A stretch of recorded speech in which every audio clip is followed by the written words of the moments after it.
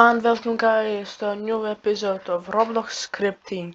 Today I'm gonna show you how to use remote events. So I open up a Blaze plate and we're gonna go to the replicated storage, insert a remote event. Okay, so the remote event. That is a event that we use to communicate between the client and the server. The client is everything that the player sees, and server that is everything that's made. I hope you understand. That's why we have local scripts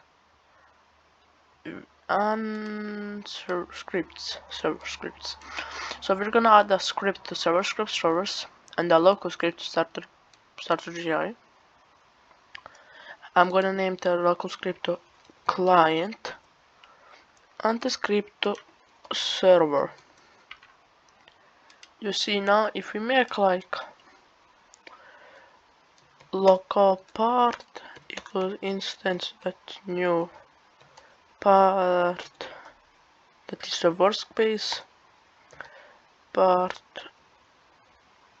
dot size equals vector3 dot new 10 comma 10. I'm gonna copy this script and paste it into server 2. Actually not server.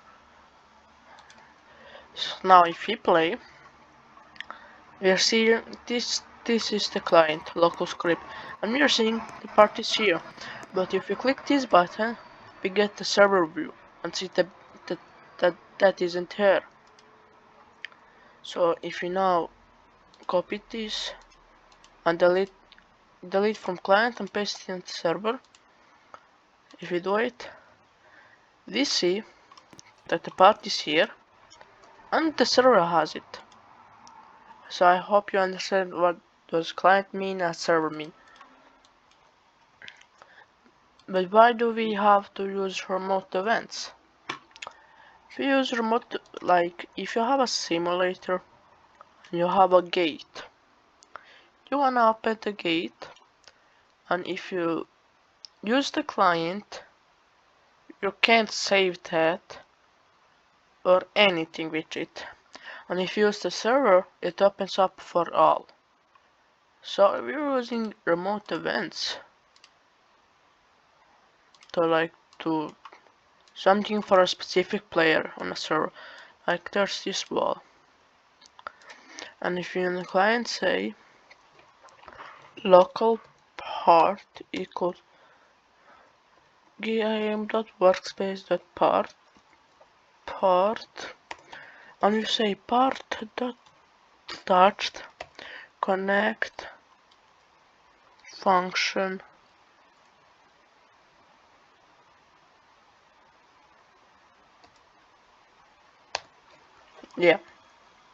and we can have a local player equals game.players.local player. If we touched, we can print like hello. So if you run the script, you can see hello, you're touching it. But if you say like part.transparency equals 1 and part.can collide equals false, then you can do this. But the problem is it's there on server, and if you're doing some server checks like that, it doesn't work. So now we're gonna make a variable local event that's gonna be a game get service replicated storage dot this remote event, you can name it. We're gonna get this and say event fire server. Now in here I shall go back and copy the event variable, paste it here. I'm gonna say Then on the server we're gonna say event on server event connect function. We're gonna get the player. So now we can say game. Actually we can paste no.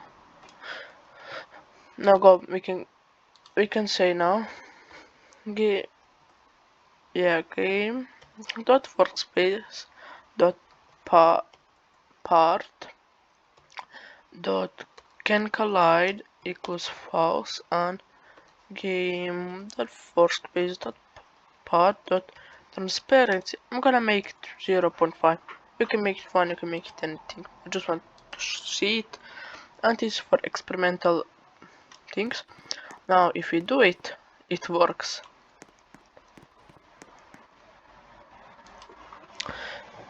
So that is a remote event. You see, we fired from the client and received on server, and we can just say, and we can I think fire back. We can fire client, put the player variable, then on the client we can say part touched connect function. No, we can say you're gonna say event on client connect function. I'm gonna say wait 3 seconds and go to server, copy this to paste it. I'm gonna put here true and here 0.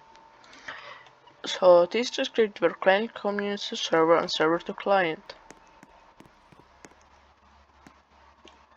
I think because I touched yeah. But now it's on the client, but on the server still like that.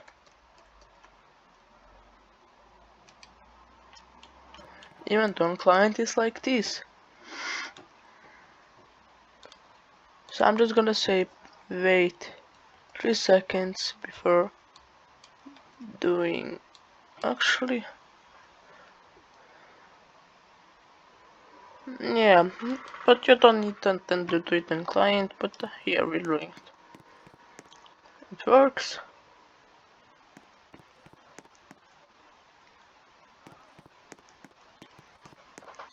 And I hope you now understand the remote events. So summary, remote event is used to communicate between the client and the server. If you wanna tell from client something to server or from server to client. So that's it for this episode. See you in the next one. Bye.